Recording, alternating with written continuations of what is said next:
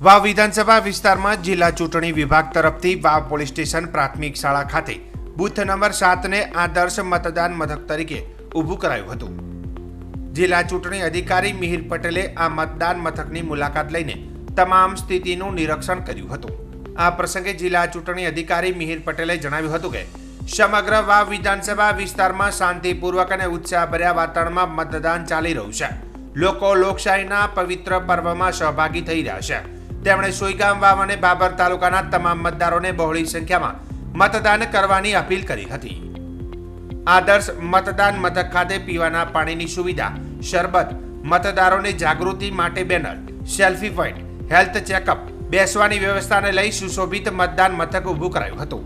મતદારોને શ્રેષ્ઠ સુવિધાઓ અને સુગમ ચૂંટણી પ્રક્રિયાનો અનુભવ પૂરો પાડવાના હેતુથી વાવ ખાતે આદર્શ મતદાન મથક સ્થાપિત કરવામાં આવ્યું હતું। મતદારોને શ્રેષ્ઠ સુવિધાનો લાભ મળતા તેમણે જિલ્લા ચૂંટણી વિભાગનો આભાર વ્યક્ત કર્યો હતો। વાવની પેટા ચૂંટણીમાં યુવાથી લઈને વૃદ્ધ સૌ કોઈ લોકશાહીના પર્વમાં જોડાઈ રહ્યા હતા। મતદાન આપણો અધિકાર માનીને 85 વર્ષીય ઓખીબેન વ્હીલચેરના સહારે મતદાન કરવા પહોંચ્યા હતા। 21 વર્ષીય યુવા મતદાર ચિરાગભાઈએ શ્રેષ્ઠ સુવિધાઓ મળતા જિલ્લા ચૂંટણી વિભાગનો આભાર વ્યક્ત કર્યો હતો।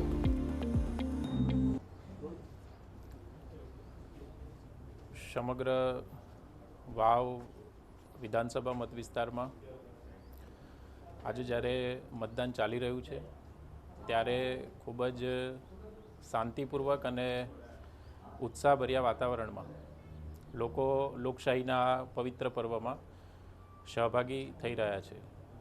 આજે 1 વાગ્યા સુધીમાં અંદાજિત 39% જેટલું મતદાન થયું છે અને સુઈગામ, બાબર અને વાવ તાલુકાના તમામ નાગરિકોને, તમામ મતદારોને બહોળી સંખ્યામાં મતદાન કરવા માટે અને પોતાનો જે આ હક છે, ફરજ છે એ નિભાવવા માટે સૌને હું વિનંતી કરું છું। ધન્યવાદ।